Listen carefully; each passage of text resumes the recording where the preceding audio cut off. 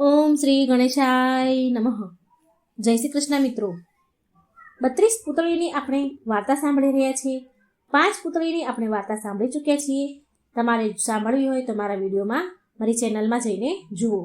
આજે આપણે 6ઠ્ઠા નંબરની પૂતળી ચિત્રાંગના પૂતળીની આપણે વાર્તા સાંભળીશું.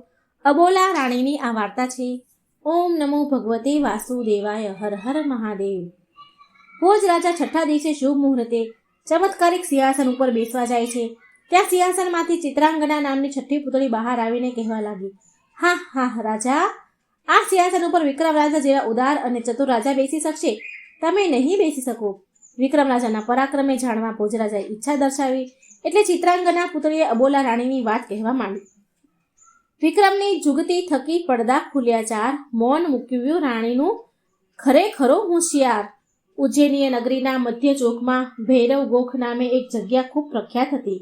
ત્યાં આગળ એક તંબોળી એવા મજાના મસાલેદાર પાન બીડા બનાવતો હતો કે તેની દુકાને હર સમયે ધરકોની ભીડ રહેતી હતી. કેટલાક દિવસથી એક સુંદરી સાંજના સમયે પાનના 15 બીડા લેવા તંબોળીને ત્યાં દુકાને આવે. તેની રુચિ મુજબ તંબોળી પાન બીડા બનાવી તેને સોનાના વરખામાં લપેટી આપે એટલે તે સુંદરી એક સોના મોહર આપી રસ્તે પડી જતી. ઘણા સમયથી દરરોજ એક સોના મોહરો આપીને પાન બીડા લઈ જતી આ સુંદરી કોણ છે તે જાણવા તંબોળીએ તેના એક મિત્ર ગરબડ ગોરને એક દિવસ તે સુંદરીની પાછળ મોકલ્યો. રૂપ સુંદરી નગરથી દૂર આવેલા પર્વતની ગુફા પાસે આવીને ગુફાને ઢાંકેલો પથ્થર ખસેડી અંદર પ્રવેશી આગળ ચાલવા લાગી. ગરબડ ગોર પણ હિંમત રાખીને ગુફામાં દાખલ થઈ તેની પાછળ જવા લાગ્યો. આગળ જતા એક સુંદર નગર આવ્યું. અહીં એક બાગમાં કેટલીક અતિ સુંદર સ્ત્રીઓ ગેડી દડા રમતી હતી. તે રમત જોવામાં ગરબડ ગોરને રસ પડ્યો એટલે તે દૂર ઊભો રહીને રમત જોવા લાગ્યો. પોતે પેલી સુંદરીનો પીછો કર્યો છે તે વાત જ ભૂલી ગયા. રમતમાં એક સુંદરીએ દડાને ગેડીથી એવો જોરદાર ફટકો માર્યો કે દડો દૂર આવેલા કૂવામાં જઈને પડ્યો. બધી સ્ત્રીઓ દોડીને કૂવા પાસે ગઈ અને જોર જોરથી બોલી, હે કૂવામાં પડેલ દડા, તું પાછો બહાર ન આવે તો તને અબોલા રાણીની આણ છે.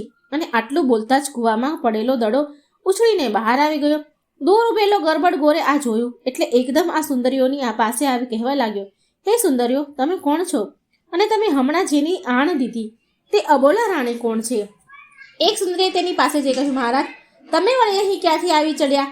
આ અબોલા રાણીનું રાજ છે. અમારી અબોલા રાણી પુરુષનું મોઢું જોતા નથી. મહેલમાં તેમના ખંડમાં 4 પડદા બાંધેલ છે, તેની અંદર રહે છે. તેને પુરુષ જાત પ્રત્યે નફરત છે, માટે તમે અહીંથી રસ્તે પડી જાઓ. ગરબડ ગોરે કહ્યું, હું અહીં આવ્યો છું તો અબોલા રાણીને મળ્યા વગર નહીં જાઉં. ભલે મારું થવાનું હોય તે થાય. બ્રાહ્મણની હઠ જોઈને એક સ્ત્રી સીધી અબોલા રાણી પાસે ગઈ અને બ્રાહ્મણની વાત કરી તો રાણીએ એક પાટી ઉપર લખ્યું કે આવનાર બ્રાહ્મણને બાગમાં આવેલ ગેબી કુંડમાં સ્નાન કરાવવાનું કહો એટલે આપોઆપ એ લપ ટળી જશે. એ સ્ત્રી અબોલા રાણીની દાસી હતી. તેણે જઈને ગરબડ ગોરને ગેબી કુંડ પાસે લઈ જઈ કહ્યું, મહારાજ, તમે આ કુંડમાં સ્નાન કરી લો અને પછી અબોલા રાણી પાસે લઈ જઈશું. ગરબડ ગોર તો આ સાંભળીને એટલા બધા હરખેલા થઈ ગયા કે પહેરેલા લુગડે નાહવા પડ્યા ને પછી બહાર નીકળ્યા તો પોતે તેના તંબોળી મિત્રની દુકાન આગળ ઊભા હતા. અત્યારે મધ્યરાત્રિ થઈ હતી એટલે નગરમાં સુનકાર વ્યાપી ગયો હતો. ગોરને આશ્ચર્ય એ થયું કે પોતે અબોલા રાણીના રાજ્યમાંથી અહીં કેવી રીતે આવી ચડ્યા. તેમને વારંવાર પેલી રૂપાળી સુંદરીઓની યાદ આવવા લાગી અને પછી પોક મૂકીને રડવા લાગ્યા. નગર ચર્ચાએ નીકળેલા વિક્રમ રાજાએ ગરબડ ગોરના રડવાનું કરુણ અવાજ સાંભળ્યો અને શા કારણથી રડે છે તે જાણવા તેની પાસે આવ્યા. તેમણે બ્રાહ્મણને ઢંઢોળીને કહ્યું, અરે ભાઈ, આ તું અડધી રાતે અહીં બજારમાં શું દુખે રડી પડી રહ્યો છે? ગરબડ ગોરે આંસુ લૂછતા કહ્યું, આપ વિક્રમ રાજા છો, મને આશા છે કે તમે મને જરૂર મદદરૂપ થશો. આમ કહી તેને પેલી સોના મોહર આપીને પાન બીડા લઈ જનારી સુંદરીની વાત તેમજ પોતે તેની પાછળ ગુફામાં ગયેલ તે સઘળી વાત કહી. વિક્રમ રાજાએ તેને આશ્વાસન આપ્યું અને બીજે દિવસે તે તંબોળીએ દુકાને મળવાનું કહ્યું. વિદાય થઈ ગયા. બીજે દિવસે સાંજે તે તંબોળીની દુકાને વિક્રમ રાજા વેશ પલટો કરીને આવ્યા અને પાન બીડું લઈ થોડેક દૂર ઉભેલા ગરબડ ગોર સાથે વાતે વળગ્યા. જ્યારે પેલી સુંદરી પાન બીડા લેવા આવી ત્યારે ગોરે રાજાને તેની ઓળખાણ આપી. વિક્રમ રાજાએ તે સુંદરીઓનો પીછો કર્યો અને તેની પાછળ પેલી ગુફામાં થઈ અજબ નગરીમાં પેલા કુવા આગળ આવી ઊભા રહ્યા. ત્યાં આગળ અપ્સરા જેવી સ્વરૂપવાન સ્ત્રીઓ રૂપાની ગાગર લઈ પાણી ભરી રહી હતી. અજાયબ થવા જેવી તો વાત એ હતી કે સ્ત્રીઓ દોરડા વડે ગાગર કૂવામાં ઉતારતી, પછી બોલતી કે હે ગાગર, તું પાણીથી ભરાઈને આપમેળે ઉપર આવ, ન આવે તો તને પેલા અબોલા રાણીની આણ છે. અને આટલું કહેતા જ કૂવામાં રહેલી ગાગર પાણીથી ભરાઈને આપોઆપ કૂવાના કાંઠે ઉપર આવીને ગોઠવાઈ જતી. આજે વિક્રમ રાજાના આચંભાનો પાર ન રહ્યો. તેમણે અબોલા રાણીને કહ્યું. તે જાણવાની ઈચ્છા થતાં એક પનિહારીને પૂછ્યું, અરે ભાઈ, આ અજાયબી નગરનું રાજ્ય કોનું છે? અને તમે જેનું નામ લીધું છે અબોલા રાણી, એ કોણ છે? એ સ્ત્રી અબોલા રાણીની દાસી હતી. તેણે ગુસ્સાથી રાજાને કહ્યું, તમે અહીંયા સી રીતે અને શા માટે આવ્યા છો? તમારું ભલું ચાહતા હો તો અહીંથી જતા રહો. અમારી અબોલા રાણી પુરુષ જાતને ધિક્કારે છે અને તેની પોતાના મહેલમાં ચાર પડદા છે. કોઈ પુરુષની મુલાકાત આપતા નથી. વિક્રમ રાજા બોલ્યા, હું ઉજ્જૈન નગરીનો વિક્રમ રાજા છું અને અનાયાસે અહીં આવી ચડ્યો છું. મારે ખાસ એ જાણવું છે કે અબોલા રાણી કોણ છે અને તેનું આવું આકરું વ્રત શા માટે લીધું છે? દાસીએ કહ્યું, વિક્રમ રાજા, અબોલા રાણીનું રહસ્ય તમારે જાણવું છે તો સાંભળો. એક વખત કેટલીક દેવીઓ રેતીની પૂતળીઓ બનાવવાની રમત રમી રહી હતી. રમતમાં ઘણી પૂતળીઓ બનાવી નાખી. એવામાં કેટલીક જોગણીઓ ફરવા નીકળેલી. તેમની દ્રષ્ટિએ આ પૂતળીઓ પડી. જોગણીઓએ ગમત ખાતર એ બધી પૂતળીઓને સજીવન કરી રૂપાળી સુંદરીઓ બનાવી દીધી. દેવીઓએ પૂતળીઓને રહેવા માટે આ અજબ નગરીની રચના કરી. અમે બધી સ્ત્રીઓ રેતીની પૂતળીઓમાંથી જ બનેલી છીએ. અમારામાં અધિક સ્વરૂપવાન અબોલા રાણી હતી. તેને આ નગરની રાણી બનાવી, તેથી અહીં તેનું રાજ્ય ચાલે છે. અબોલા રાણી ખૂબ જ અભિમાની છે. તે કોઈ પુરુષનું મોં જોતી નથી, તેની સાથે વાત કરતા નથી અને કોઈ પુરુષનું મોં ભૂલથી પણ ન જોવાઈ જાય તેથી પોતાના ખંડમાં 4 પડદા બાંધીને રહે છે.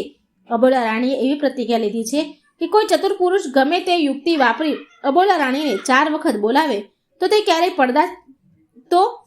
ચારેય પડદા છોડી નાખશે.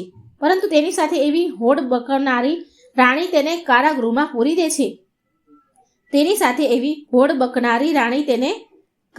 પૂરી દે છે. તમને આ શરત મંજૂર હોય તો ચાલો અબોલા રાણીના મહેલે. દાસી વિક્રમ રાજાને અબોલા રાણીના મહેલ લઈ ગઈ. પછી રાજાએ ત્યાં પહેરે ભરતી દાસીઓને કહ્યું, હું અબોલા રાણીના ત્યાં 4 પડદા છોડવા તૈયાર છું. જા તારી રાણીને કહે કે ઉજ્જૈન નગરીના વિક્રમ રાજા પડદા છોડવા આવ્યા છે. દાસીએ અંદર જઈ અબોલા રાણીને આ વાત કહી એટલે રાણી ક્રોધ કરીને બોલી કે એ વિક્રમ રાજા ઉજ્જૈનીય નગરીનો અહીં તો એ ચોરની જેમ ઘૂસી આવ્યો છે.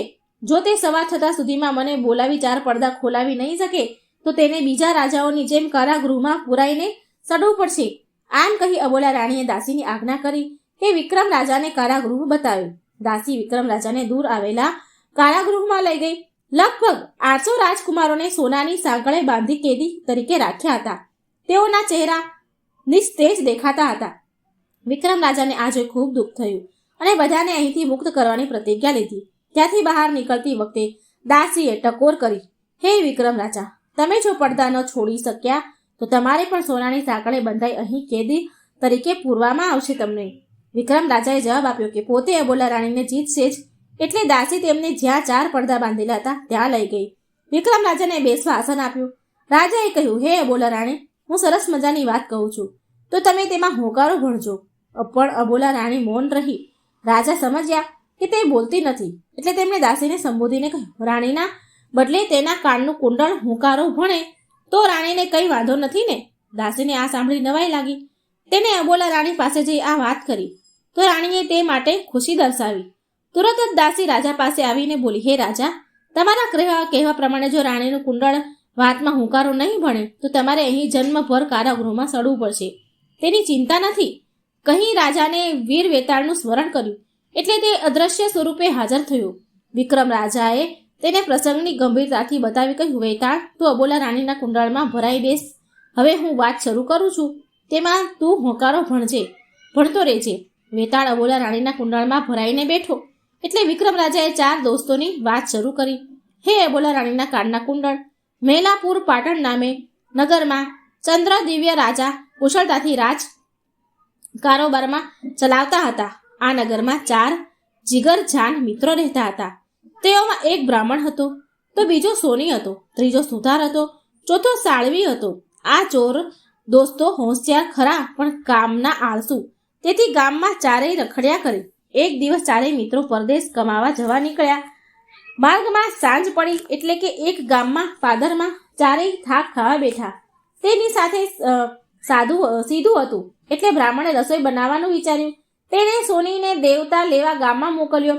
તે ગામમાં એક સોનીની દુકાને ગયો. ત્યાં ઘણા સોનીઓ સોના રૂપાના ઘાટ ઘડી રહ્યા હતા.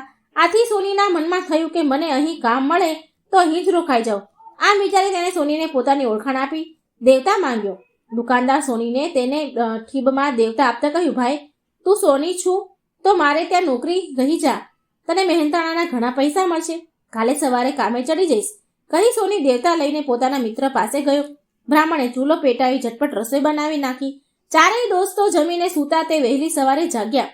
સોનીએ તેના 3 દોસ્તોને કહ્યું, આ ગામમાં મને એક સોની મહાજને ત્યાં મને નોકરી મળી ગઈ છે એટલે હું ગામમાં જઉં છું. તમારે જ્યાં જવું હોય ત્યાં જાઓ.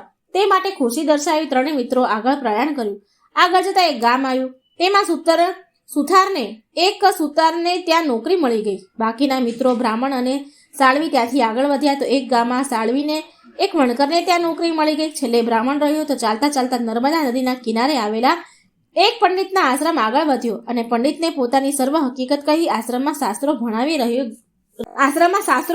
રહી ગયો. બ્રાહ્મણ પણ સમયની વીતતા શું વાર, જોત જોતામાં 12 વર્ષ વીતી ગયા. આ સમય દરમિયાન ચારેય દોસ્ત પોતપોતાના કામમાં કાબેલ બની ગયા. બ્રાહ્મણ શાસ્ત્રો ભણીને ઘણી વિદ્યામાં પારંગત થઈ ગયો હતો. તે પંડિતના આશીર્વાદ લઈ પોતાના ગામે જવા નીકળી પડ્યો. માર્ગમાં સાળવી જ્યાં નોકરી રહ્યો હતો તે ગામમાં આવતા તે સાળવીને મળ્યો તો સાળવી પણ તેની સાથે નીકળી પડ્યો. બંને મિત્રો ચાલતા ચાલતા ત્યાં સુતાર નોકરીને ત્યાં ગયો તો તે ગામમાં આવ્યા તો સુતારને મળ્યા. સુતાર પણ તેની સાથે ગામમાં જવા નીકળી પડ્યો. 3 મિત્રો ત્યાંથી સોનીને ત્યાં નોકરીએ રહ્યો હતો ત્યાં ગામે જઈને સોનીને મળ્યા તો સોની પણ તેની માલિકની રજા લઈ તેઓની સાથે નીકળી પડ્યો. રસ્તામાં મોટું જંગલ પસાર કરવાનું હતું. ચારેય મિત્રો વાતો કરતા કરતા રસ્તો પાર કરી રહ્યા હતા. રસ્તામાં જ્યારે સાંજ પડી ત્યારે તેમણે એક વિશાળ ઝાડ નીચે મુકામ કર્યો. તેમની પાસે નાણાંનું જોખમ હતું એટલે દરેક વારા ફરતી જાગવાનું નક્કી કર્યું. પ્રથમ જાગવાનો વારો સુથારનો હતો એટલે બાકીના 3 મિત્રો સૂઈ ગયા. સુથારે બેઠા બેઠા લાકડાના કટકામાં એક મજાની પૂતળી ઘડી હતી. ત્યાં સુધીમાં બીજાને જાગવાનો સમય થઈ ગયો હતો એટલે તેને સાળવીને જગાડીને કહ્યું, દોસ્ત હવે તારે જાગવાનું છે, હું સૂઈ જાઉં છું. સાળવીએ થોડી વારમાં આંટા ફેરા કર્યા. એવામાં તેની નજર પેલી લાકડાની પૂતળી ઉપર પડી. તેણે વિચાર્યું કે આગળ જાગેલા સુતારે પોતાના કસબ અજમાવી લાકડાની પૂતળી ઘડી રાખી છે. હવે હું મારો કસબ અજમાવી પૂતળીને લુગડા પહેરાવી દઉં. તેણે સૂતરના રંગબેરંગી દોરાઓ વણીને પૂતળીના માપના મજાના વસ્ત્રો બનાવ્યા. તેણે પહેરાવી દીધા. ત્યાં સુધીમાં ત્રીજાને જાગવાનો સમય થઈ ગયો એટલે તેણે સોનીને જગાડીને કહ્યું, મિત્ર હવે તારું જાગવાનું છે માટે ઉઠીને ચોકી કર. હવે હું સૂઈ જાઉં છું. સોનીએ તે પૂતળીને જોઈ તેને પોતાના કસબ અજમાવી સોના રૂપાના સુંદર દાગીના ઘડી કાઢ્યા ને પેલી પૂતળીને પહેરાવી દીધા. ત્યાં સુધીમાં બ્રાહ્મણને જાગવાનો સમય થઈ ગયો તેથી તેણે બ્રાહ્મણને જગાડી કહ્યું, દોસ્ત તું હવે ઉઠીને ચોકી કરવા માંડ, હું સૂઈ જાઉં છું. બ્રાહ્મણની નજર પેલી પૂતળી ઉપર પડી. તેણે વિચાર્યું કે આગળ જાગેલા 3 દોસ્તોએ પોતપોતાની કસબ અજમાઈ છે તો હું પણ મારી વિદ્યા આ કાચની પૂતળી પર અજમાવું. પૂતળી ઘણી સુંદર લાગતી હતી, માત્ર જીવની ખામી હતી. તેમાં જીવ પૂરવા તેણે સજીવન મંત્ર ભણ્યો અને હથેળીમાં જળ લઈ પૂતળી ઉપર જળની અંજલિ છાંટવા માંડી. એટલે થોડી જ વારમાં તે કાચની પૂતળીનું સ્વરૂપ બદલાઈ ગયું. તે તો 16 વર્ષની બોલતી ચાલતી સુંદરી બની ગઈ. બ્રાહ્મણ તો તે સુંદરીને જોતા જ તેના પર મોહી પડ્યો. થોડી જ વારમાં સવાર પડી અને સૂતેલા 3 મિત્રો જાગી ગયા. જોયું તો સામે 16 વર્ષની સુંદરી સ્મિત ફરકાવતી અને નયનો નચાવતી ઊભી હતી. બ્રાહ્મણની જેમ તે 3 જણા તે સુંદરી પર મોહિત થઈ ગયા. પરંતુ સ્ત્રી એક હતી ને તેમાં ઉમેદવાર 4 હતા. ચારેય જણે તે સુંદરીને પરણવા માટે આપસમાં લડવા લાગ્યા એકબીજા સાથે. વિક્રમ રાજાએ આટલેથી રસ પડે તેવી વાત અટકાવી કહ્યું, હે અબોલા રાણીના કાનના કુંડળ, તું જ બતાવ કે એ સુંદરીને કોણ પરણે. વિચારીને સાચું કહેજે, જો ખોટો પડીશ તારી રાણીને હાંસી થશે. તુરંત જ કુંડળ ઉપર બેઠેલો વેતાળ બોલી ઉઠ્યો, બ્રાહ્મણે પોતાની વિદ્યાથી તેનામાં જીવ મૂક્યો છે એટલે બ્રાહ્મણ તેનો પતિ ઠરે. અબોલા રાણીને આ ઉકેલ ખોટો લાગ્યો એટલે તેને ગુસ્સો આવ્યો અને તે ભૂલમાં બોલી ઉઠી, હે કુંડળ, તારામાં અકલ જ નથી. જે જીવ મૂકે તે ઈશ્વર રૂપ કહેવાય. પૂતળી ઘડનાર પિતા તુલ્ય ગણાય, લુગડા પહેરાવનાર ભાઈ ગણાય, પરંતુ જેણે ઘરેણા ઘડીને તેને પહેરાવ્યા છે, પલ્લું કર્યું, તે સોની જ તેનો પતિ ગણાય. આમ કહી તેણે કુંડળ ફેંકી દીધું. આ જવાબ સાચો હતો. એટલે વિક્રમ રાજાએ અબોલા રાણીને સંબોધીને કહ્યું, હે અબોલા રાણી, તમારી બુદ્ધિ ચતુરાઈ માટે માન છે, પરંતુ તમે બોલ્યા એટલે એક પડદો છોડી નાખો. રાણીને પોતાની ભૂલનું ભાન થયું, પરંતુ વચનથી બંધાઈ હતી, તેથી તેણે દાસી પાસે એક પડદો છોડાવી નાખ્યો. વિક્રમ રાજાએ રાણીને સંબોધીને કહ્યું, અબોલા રાણી, હું બીજી સરસ વાત કહું છું, તો તેમાં તમે હોકારો ભણજો. રાણીએ મૌન સેવ્યું. એટલે વિક્રમ રાજાએ કહ્યું, રાણી, તમે હુંકારો નહીં ભણો તો આ વખતે તમારા ગળામાં રહેલો રત્નહાર છે હુંકારો ભણશે. આમ બોલી રાજાએ વેતાળને હાર ઉપર જવાનો સંકેત કર્યો. પછી બીજી વાત શરૂ કરી. પૂર્વ રાજવતી નગરી ઘણી પ્રખ્યાત હતી. તેને રાજસેન ભલે અને પ્રજાપ્રેમી હતો. ભલો અને પ્રજાપ્રેમી. તેની રાણી સત્યવતી પણ શાણી અને ઉદાર હતી. બંને સર્વ વાતે સુખી હતા, છતાં શેર માટેની ખોટ હતી, તેથી અંદર ખાને દુઃખી હતા. પુત્ર પ્રાપ્તિ અર્થે રાજાએ વનમાં જઈ આ શંકરનું તપ આદર્યું. મહિનામાં તપ બાદ ભોળા શંકર તેના પર પ્રસન્ન થયા અને તેને એક પુત્રનું વરદાન આપ્યું. રાજા હર્ષ પામી મહેલ ગયો અને રાણીને શંકર ભગવાનના વરદાનની વાત જણાવી. રાજા રાણી બંને શિવ ભક્ત હતા. મહાદેવની કૃપાથી 1 વર્ષ બાદ રાણીને એક પુત્ર અવતર્યો. આથી રાજા રાણીના હર્ષનો પાર ન રહ્યો. પ્રજામાં પણ આનંદ વ્યાપી ગયો. કુંવર લાડક કોળમાં ઉછેરવા લાગ્યો અને જોત જોતામાં 12 વર્ષનો થઈ ગયો. તે સમજુ અને ઠરેલ હતો. એક દિવસ રાજાએ કુંવર પાસે બોલાવીને કહ્યું, બેટા, હું નિયમિત શિવ પૂજા કરું છું. હવે મારી વૃદ્ધાવસ્થા થઈ છે, તેથી તે નિયમ જાળવવાનો મુશ્કેલ છે. માટે મારી બદલીમાં તારે રોજ શિવ પૂજા કરવાની છે. ત્યારથી કુંવર દરરોજ ભાવથી શિવ પૂજા કરવા લાગ્યો. કુંવર જ્યારે પરણવા યોગ્ય થયો, ઉંમર લાયક થયો, ત્યારે તેના લગ્ન સિત્તળપુરના રાજાની કુંવરી સાથે ધૂમધામથી કરવામાં આવ્યા. લગ્નની વિધિ કરતા બહુ સમય લાગ્યો હતો, તેથી કુંવરીને વળાવવાનું મુહૂર્ત વીતી ગયું હતું. 1 મહિના પછી મુહૂર્ત આવતું હતું, તેથી કુંવરને પત્નીને સાથે લીધા વિના સિત્તળપુર જવું પડ્યું. કુંવરને પત્નીને સાથે લીધા વિના સિત્તળપુર જવું પડ્યું હતું. જ્યાં 1 મહિનો પૂરો થયો ત્યારે કુંવરના પિતા રાજસેને રાજગોરને સિત્તળપુર કન્યાને તેડી લાવવા મોકલ્યો. તો કુંવરીએ પોતે જ રાજગોરને જવાબ આપ્યો કે કુંવરજી જાતે તેમના એક મિત્ર સાથે તેડવા આવશે, ત્યારે જ હું સાસરે આવીશ. રાજગોર નિરાશ થઈ પાછા ફર્યા અને રાજસેન રાજાને વાત કરી. તો રાજાએ કુંવરને જાતે જ સિત્તળપુર જવા ભલામણ કરી. બીજે જ દિવસે સવારે કુંવર પોતાની સાથે પ્રધાન પુત્રને લઈ પોતાની પત્નીને તેડવા સિત્તળપુર જવા નીકળ્યા. ચાલતા ચાલતા તેઓ એક રમણીય તળાવ પાસે આવી થાક ખાવા બેઠા. તળાવમાં પુષ્કળ કમળો ખીલ્યા હતા. પાસે જ સુંદર ઘાટનું શિવ મંદિર હતું. થોડી વાર આરામ કરી કુંવરે તળાવમાં સ્નાન કર્યું ને થોડાક કમળો લઈ તે મંદિરમાં ગયો ને ભાવથી શિવ પૂજા કરી. મનમાં સંકલ્પ કર્યો કે હે ભોળા શંભુ, હું મારી રાણીને લઈ વળતી વખતે અહીંયા આવી કમળ પૂજા કરીશ, પછી જ આગળ વધીશ. બંને ત્યાંથી સિત્તળપુર ગયા. ત્યાં તેમનું અપૂર્વ સ્વાગત થયું. પતિ જાતે તેડવા આવ્યા, તેથી કુંવરીનો હર્ષ માતો ન હતો. રાજાએ 1 મહિના સુધી જમાઈ અને તેના મિત્રને પોતાને ત્યાં રોકી રાખ્યા. કુંવરને પણ ત્યાં ઘણો આનંદ આવ્યો. જ્યારે પ્રધાન પુત્ર રાજાને વિનંતી કરી કે હવે જવાની રજા આપો, ત્યારે રાજાએ કુંવરીને દાયજો આપી તેના પતિ સાથે રથમાં બેસાડી દીધી. ભાવભરી વિદાય આપી. પ્રધાન પુત્ર રથનો સારથી બન્યો હતો. તે પરપાટ રથને ચલાવતો પેલા શિવ મંદિર આગળ આવી પહોંચ્યો.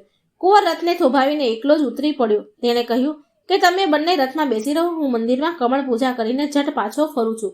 કુંવર તળાવ આગળ ગયો તો તળાવમાં એક પણ કમળ જોવામાં આવ્યું નહીં, કારણ કે ઋતુનો પલટો થયેલો હતો. તે મૂંઝાયો કે પોતે કરેલ સંકલ્પ પૂરો કેવી રીતે કરવો, કમળ વગર કમળ પૂજા કેવી રીતે કરવી. કુંવર વચન પાલક હતો. તે કંઈક વિચારી મંદિરમાં ગયો અને ઘૂંટણીએ પડી ભગવાનની સ્તુતિ કરી. તલવારના એક જ ઝાટકે પોતાનું મસ્તક કમળ ઉતારીને ભગવાનને ચડાવી દીધું. આ પણ કમળ પૂજાનો એક પ્રકાર હતો. કુંવરને મંદિરમાં ગયે ઘણો સમય વીતી ગયો.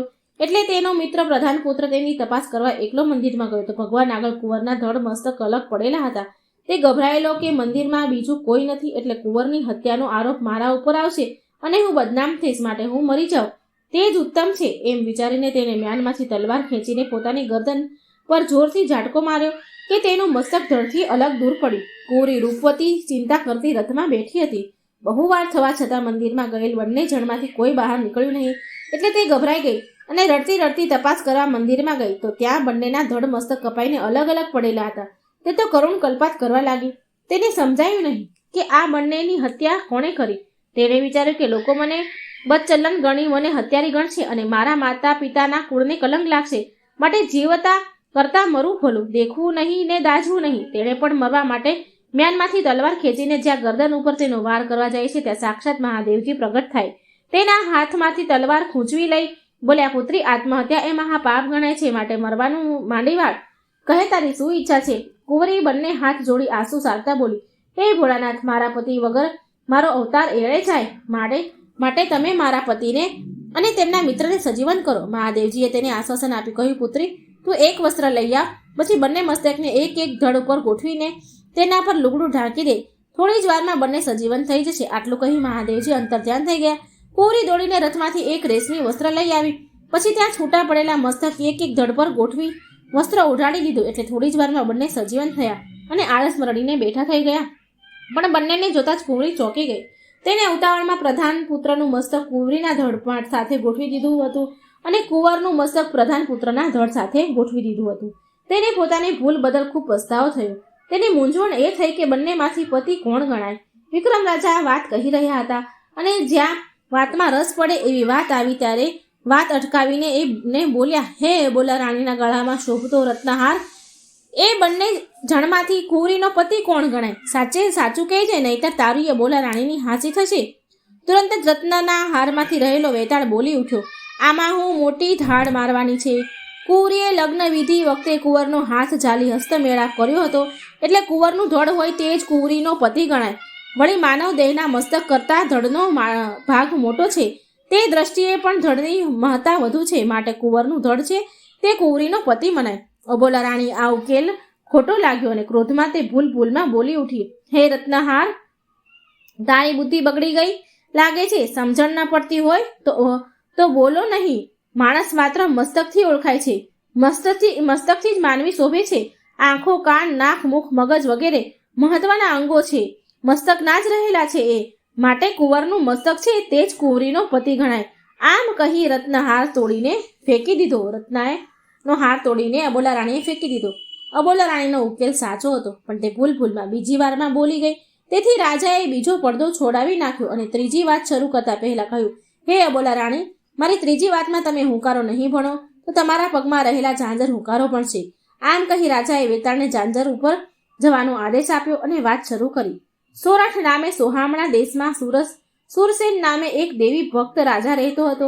તેની રાણી પણ ધર્મનિષ્ઠ હતી. બંને સુખી હતા, પણ સોગંદ ખાવા પૂરતું એ સંતાન નહીં, તેથી હંમેશ ચિંતાતુર રહેતા હતા.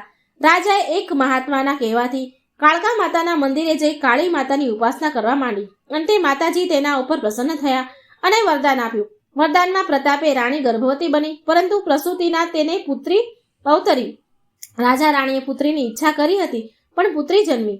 પુત્રની ઈચ્છા કરી પણ પુત્રી જન્મી, પરંતુ તેથી તેમને ખેદ ન થયો, કારણ કે તેમનું વાંજે મેણું ટળ્યું હતું. વર્ષો વીતતા કુંવરી પરણવા લાયક થઈ, એટલે રાજાએ પ્રધાનને તથા કુંવરીના મામાને બોલાવી કહ્યું, હવે મારી ઈચ્છા કુંવરીને પરણાવી દેવાની છે. તે માટે યોગ્ય મૂર્તિયાની તપાસ કરો. મૂર્તિયાની તપાસ હું કરીશ અને તમે બંને પણ મૂર્તિયાની તપાસ કરતા રહેજો. જો યોગ્ય મૂર્તિઓ જોવા મળે તો વિવાહ કરી લગ્નનો દિવસ પણ નક્કી કરી લેજો. બીજા જ દિવસથી ત્રણેય જણ મૂર્તિયાને શોધવાના કામે લાગી ગયા. પ્રધાન જે લશ્કર લઈને કોઈ રાજા સાથે લડવા ગયો હતો, તેણે તે રાજ્યમાં કુંવરીને યોગ્ય એક મૂર્તિઓ જોયો. તેણે તે નવજવાન સાથે કુંવરીના વિવાહ કરી દીધા અને બ્રાહ્મણ પાસે લગ્નનો શુભ દિવસ જોડાવ્યો. લગ્નની તિથિ વૈશાખ સુદ 13 ની નક્કી થઈ. બીજી બાજુ રાજા જે એક ગામમાં ફરવા ગયો હતો, ત્યાં એક સુંદર અને એક સંસ્કારી મૂર્તિઓ મળી આવ્યો. તેની સાથે કુંવરીના વિવાહ કરી પંડિત પાસે લગ્નનો શુભ દિવસ જોડાવ્યો તો વૈશાખ સુદ 13 ની તિથિ નક્કી થઈ. ત્રીજી બાજુ કુંવરીના મામાએ પણ એક મૂર્તિઓ શોધીને તેની સાથે કુંવરીના વિવાહ કરી દીધા અને જોશી પાસે લગ્નનો શુભ દિવસ જોડાવ્યો તો વૈશાખ સુદ 13 નો જ દિવસ સારો હતો. કુંવરી એક હતી અને તેને પરણનારના 3 મૂર્તિયા હતા. આમ આંધળે બહેરું કૂટાયું હતું. જ્યારે રાજા, પ્રધાન અને કન્યાનો મામો એમ ત્રણે એક દિવસ મહેલે ભેગા થયા ત્યારે ખબર પડી કે કુંવરી માટે 3 મૂર્તિયા નક્કી થયા છે અને 3 વરરાજા વૈશાખ સુદ 13 દિવસે જાન જોડીને કુંવરીને પરણવા આવવાના છે. આ ભેટ ખુલ્લો પડતા ત્રણેય જણા મૂંઝાયા કે હવે કરવું શું. અંતે જે બનવાનું હશે તે બનશે એમ વિચારી ત્રણેય રાજકાર્યમાં ગૂંથાઈ ગયા અને વાત વિસરે પડી. લગ્નનો દિવસ આવતા રાજાએ રાજમહેલ આગળના વિશાળ ચોગાનમાં ભવ્ય મંડપ બાંધીને રંગબેરંગી રોશનીથી જગમગાવી દીધો. વળી આખા ગામને તોરણોથી શણગારી દીધું હતું, તેથી ગામની રોનક વધી ગઈ હતી. સાંજ પડતા પહેલા ત્રણેય વરરાજા જાન જોડીને ઘોડે ચડીને પરણવા માટે આવ્યા અને જાનવાળા મૂંઝવણમાં પડી ગયા કે કુંવરી એક છે વરરાજા 3 છે તો કુંવરી પરણશે કોને? ગામમાં પણ આ જ ચર્ચા થઈ રહી હતી. ત્રણેય વરરાજા મંડપમાં પાથરેલ ગાદી ઉપર શ્રીફળ લઈને દમામથી બેસી ગયા. હવે શું થાય તે જાણવા બધા આતુર હતા. પરંતુ કુદરતે એવી લીલા કરી કે કુંવરી એકલી સ્નાન ખંડમાં સ્નાન કરી રહી હતી. ત્યાં ખાળમાંથી એક કાળો સાપ સરકી આવ્યો ને કુંવરીના જમણા પગમાં અંગૂઠે ડંસ દઈ ચાલી ગયો. પળવારમાં કુંવરીના અંગમાં ઝેર પ્રસરી ગયું ને મરી ગઈ. થોડી જ વારમાં આ કરુણ સમાચાર મહેલમાં, મંડપમાં અને ગામમાં પ્રસરી જતા હાહાકાર મચી ગયો. કુંવરીને પરાણમાં આવેલા 3 વરરાજાએ રૂપાળી કુંવરીને એકાએક મૃત્યુ પામેલી જોઈ ખૂબ કલ્પાંત કર્યું. તેઓ કુંવરીની સ્મશાન યાત્રામાં ડાઘુઓ સાથે સ્મશાન ગયા અને જ્યારે કુંવરીના મૃતદેહને ચિતામાં રાખી તો અગ્નિ સંસ્કાર કાર્ય ત્યારે 3 વરરાજાએ સંસાર ઉપર વૈરાગ્ય આવ્યું. તે 3 જણા સ્મશાનમાં જ રોકાઈ ગયા. 3માંથી એક જણે સ્મશાનમાં મઢુલી બાંધી. તેણે બળીને ભસ્મ થયેલી કુંવરીની રાખ ભેગી કરીને મઢુલીમાં ઢગલી કરી અને તે મઢુલીમાં રહ્યો. બીજાએ બળેલી કુંવરીના હાડકાં વીણી લીધા. તે તેની પોટલી બાંધી તેને ગંગામાં પધરાવવામાં ત્યાંથી નીકળી પડ્યો. ત્રીજો હતો તેને સાધુનો વેશ લીધો ને પુણ્યનું ભાતું બાંધવા ત્યાંથી 68 તીર્થની જાત્રાએ નીકળી પડ્યો. સાધુ બનેલો વરરાજા ફરતો ફરતો દક્ષિણ દેશમાં જાત્રા કરવા ગયો. એક દિવસ કંઈ ફળ ફળાદી ન મળતા તે એક ગામમાં ભિક્ષા માંગવા ગયો. તેણે એક ઘરમાંના દરવાજે ઊભા રહી ભિક્ષાદેહીનો પોકાર પાડ્યો એટલે ઘરમાંથી એક સ્ત્રી બહાર આવી અને સાધુને પગે લાગી માન સહિત ઘરમાં લઈ ગઈ અને આસન ઉપર બેસાડીને કહ્યું, હે મહાપુરુષ, આપ નિરાતે બેસો. રસોઈ તૈયાર થાય એટલે તમને જમવા બેસાડી દઉં છું. સાધુને બેસાડ્યા હતા તે ખંડમાં એક ઘોડિયામાં ધાવણું બાળક સૂતેલું હતું. તે એકાએક જાગીને ખૂબ રડવા લાગ્યું એટલે રસોઈ કરી રહેલી સ્ત્રી દોડી આવી તેને લઈને છાનું રાખવા માંડ્યું. પરંતુ હઠે ચડેલ બાળક છાનું ન રહે એટલે સ્ત્રીને એટલા બધો ક્રોધ આવી ગયો કે તે બાળકને સળગતા ચૂલામાં નાખી દીધું. પછી તે રસોઈ કરવા બેઠી. સાધુને તો આ કરપીણ કૃત્ય જોઈ અરે રાટી ઉપડી ગઈ. એ તો ઉઠીને ઘરની બહાર નીકળી ગયા. ત્યાં તો સામેથી ઘરનો માલિક પેલી સ્ત્રીનો પતિ ઘર તરફ આવતો દેખાયો. તેને નજીક આવી સાધુને પ્રણામ કર્યા અને પૂછ્યું, મહારાજ, તમે જમી લીધું ને? સાધુએ કહ્યું, એ ભક્ત, તારી પત્ની મહા અધમ છે. તેણે બાળકને સળગતા ચૂલામાં નાખ્યું, બાળ હત્યા કરી. આવા ઘરમાં મારાથી જમાય કેમ? એટલે પાછો ફર્યો. હવે બીજે કોઈ ઠેકાણે ભોજનનો પ્રબંધ કરીશ. ઘરધણીએ હસતા હસતા કહ્યું, મહારાજ, એ માટે પસ્તાવો કરવાનું કોઈ કારણ નથી. ચાલો મારી સાથે. ઘરમાં હું સજીવન મંત્ર જાણું છું. તમારા દેખતા જ તે બળી ગયેલો બાળકને સજીવન કરી દઉં છું. આ સાંભળી સાધુને ખૂબ આશ્ચર્ય થયું. તેઓ સત્ય જાણવા ઘરધણી સાથે તેના ઘરમાં ગયા. ઘરધણીએ ચૂલામાંથી થોડી રાખ બહાર કાઢી અને તેના પર સજીવન મંત્ર ભણી 3 વાર અંજલિ છાંટી એટલે પરવાળામાં તે જગ્યાએ હસતું રમતું બાળક દેખાયું. સાધુને આથી આનંદ થયો અને આશ્ચર્ય પણ થયું. બંને પતિ પત્નીએ સાધુને ભાવથી ભોજન કરાવ્યું. સાધુએ તેમનો આભાર માની જતા ઘરધણીને કહ્યું, ભક્ત, તમે સજીવન મંત્ર મને શીખવાડો તો ઘણી કૃપા રહેશે. ઘરધણીએ મંત્ર બતાવ્યો અને કહ્યું, મહારાજ, તમને આપેલો મંત્ર એક વખત કામ લાગશે. મતલબ કે તમે મંત્ર ભણીને માત્ર એક વ્યક્તિને સજીવન કરી શકશો. સાધુ ફરી તેનો આભાર માની ત્યાંથી નીકળી પડ્યા. તે ફરતા ફરતા કુંવરીના ગામના સ્મશાનમાં આવી પહોંચ્યા. તે જ વખતે ગંગામાં હાડકાં પધરાવા ગયેલા જવાન પણ સ્મશાનમાં આવી પહોંચ્યો. એક જણ તો સ્મશાનમાં જ મઢુલી બાંધીને રહ્યો હતો એટલે તેને 3 જણ આકસ્મિક ભેગા થઈ ગયા. મઢુલીમાં જઈ સાધુએ જોયું તો એક ખૂણામાં રાખની ઢગલી પડી હતી. તે ઢગલી પાસે ગયા અને તેની સામે સજીવન મંત્ર ભણી 3 વાર જળની અંજલિ છાંટી એટલે રાખમાંથી કુંવરી સજીવન થઈ અને 3ને જોઈ હસવા લાગી. રૂપના અંબાર સમી કુંવરી જીવતી જાગતી સામે જોઈ 3 મૂર્તિયાઓને તેના પર મોહ પામી ગયા અને તેની સાથે પરણા માટે આપસમાં તકરાર કરવા લાગ્યા. કુંવરી એક હતી ને પરણનાર 3 મૂર્તિયા. હવે પ્રશ્ન એ ઊભો હતો કે કુંવરીને પરણે કોણ? વાતમાં ખરો રસ આવ્યો ત્યારે વિક્રમ રાજાએ વચમાં વાત અટકાવતા કહ્યું, હે અબોલા રાણીના પગના ઝાંઝર, તું કહે કુંવરી કોની પત્ની ગણાય? ખોટું બોલીશ તો અબોલા રાણીની કિંમત ઘટી જશે. તુરંત જ ઝાંઝરમાં રહેલો વેતાળ બોલી ઉઠ્યો, જેણે ચિતાની રાખ પર સજીવન મંત્ર ભણી તે કુંવરીને સજીવન કરી તે તેનો પતિ ગણાય. અબોલા રાણીને આ ઉકેલ ખોટો લાગ્યો. તે ગુસ્સાથી કહેવા લાગી, હે ઝાંઝર, તારી ચતુરાઈ ચૂલે પડી લાગે છે. જેને મંત્ર બળથી સજીવન કરી તે તો તેનો પિતા ગણાય. જે ગંગામાં અસ્થિ વિસર્જન કરી જેણે અને સ્નાન કરી આવ્યો તે તેનો પુત્ર ગણાય. ખરી રીતે જે મૂર્તિઓ સ્મશાનમાં મઢુલી બાંધી ચિતાની રાખ સાચવીને બેઠો હતો તે જ કુંવરીનો પતિ ગણાય. આમ કહી અબોલા રાણીએ ઝાંઝર કાઢી ફેંકી દીધા. વિક્રમ રાજાએ કહ્યું, હે અબોલા રાણી, તમારો ઉકેલ સાચો છે, પણ 3જી વાર તમે બોલ્યા એટલે 3જો પડદો છોડવી નાખો. રાણીના કહેવાથી દાસીએ 3જો પડદો છોડાવ્યો એટલે ચોથો પડદો છોડવાના માટે વિક્રમરાજે ચોથી વાત શરૂ કરતા કહ્યું, હે અબોલા રાણી, હવે હું ચોથી અને છેલ્લી રહસ્યભરી વાત કહું છું. તેમાં તમે હુંકારો નહીં ભણો તો તમારા હાથમાંથી કંકણ હુંકારો ભણશે. અબોલા રાણી મૌન સેવ્યું એટલે વિક્રમરાજે વેતાળને કંકર પર રહેવાનો હુકમ કર્યો અને વાત શરૂ કરી. મુરત દેશમાં મોરેશ્વર નામના ગામમાં સુંદરપાળ નામે એક રાજા રાજ કરતા હતા. આ ગામમાં શુદ્ર જાતિના 2 અપંગ મિત્રો રહેતા હતા. એક હતો આંધળો અને બીજો હતો લંગડો. આ બંને દોસ્તોની જુગલ જોડી ગામમાં પ્રખ્યાત હતી. લંગડો હતો તે દેખી શકતો પણ તેનાથી ચલાતું નહોતું અને આંધળો હતો તે ચાલી શકતો પણ તેનાથી જોઈ શકાતું નહોતું. પોતાની આવી હાલતથી બંને દોસ્તો જીવનથી કંટાળી ગયા હતા. એક દિવસ બંને જણા સંપીને પરગામ જવા નીકળી પડ્યા. આંધળાએ લંગડાને પોતાના ખભા પર બેસાડ્યો એટલે લંગડો તેને આગળ જવાનો રસ્તો બતાવવા લાગ્યો. આ રીતે બંનેનું કામ સરતું હતું. બંને મિત્રો કેટલાક સમય પછી એક નગરના દરવાજે આવી પહોંચ્યા. નગરમાં કંઈક ધમાલ છે તેવું લંગડાને લાગ્યું. તેથી તેણે દરવાજે ઉભેલા એક સિપાહીને પૂછ્યું તો તેણે કહ્યું, નગરના કુંવરીના લગ્નની ધમાલ છે. અમારા રાજાની કુંવરી અત્યંત રૂપાળી છે, પરંતુ તેના ગળામાં મોટો મસો છે, તેથી તેને પરણવા કોઈ તૈયાર થતું નથી. આથી થાકીને રાજાએ નગરમાં ઢંઢેરો પીટાયો છે કે આજે શણગારેલી હાથણીને સૂંઢમાં કળશ આપી તેને નગરમાં ફરવા મોકલી છે. એ હાથણી જેના પર કળશ ઢોળશે તેને કુંવરી સાથે ફરજિયાત લગ્ન કરવું જ પડશે. આ સાંભળી હાથણીને જોવા તેઓ નગરમાં પ્રવેશી લોકોની ભીડની પાછળ ઊભા હતા. આંધળાએ લંગડાને ખભા પર બેસાડ્યો હતો. તે બધું જોઈને આંધળાને વિગત કહેતો હતો. તેથી આંધળાને વગર જોઈ આનંદ થતો હતો. કેટલીક વાર માર્ગ પર હાથણી રૂમઝૂમ કરતી આવતી જણાય એટલે લોકો આગા ખસવા માંડ્યા. બધાએ જાણવા આતુર હતા કે હાથણી કોના ઉપર પસંદગી ઉતારી કળશ ઢોળશે અને આશ્ચર્ય એ થયું કે હાથણીએ દૂર ઉભેલા આંધળા લંગડા ઉપર કળશ ઢોળ્યો. રાજાના સિપાહીઓ આંધળા લંગડાને માન સહિત રાજમહેલ લઈ ગયા. એ રાતના લગ્ન મંડપની ચોરીમાં આંધળા લંગડાના લગ્ન વિધિપૂર્વક મસાવાળી કુંવરી સાથે થઈ ગયા. રાજાએ કુંવરીને પુષ્કળ ઝવેરાત અને ધન આપ્યું અને તેઓના રહેવા માટે એક જુદો મહેલ કાઢી આપ્યો. કુંવરી પોતાના પતિ તરીકે આંધળા લંગડા બંનેની સેવા કરતી હતી, બંનેને રીઝવતી હતી. બંને દોસ્તોમાં લંગડો કપટી હતો.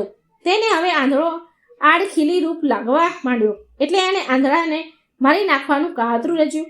એક દિવસ મહેલને ફરતા બાગમાં લંગડાની નજર એક ઝેરી નાગ પર પડી. તેણે તે નાગને શિફ્ટથી મારી નાખ્યો.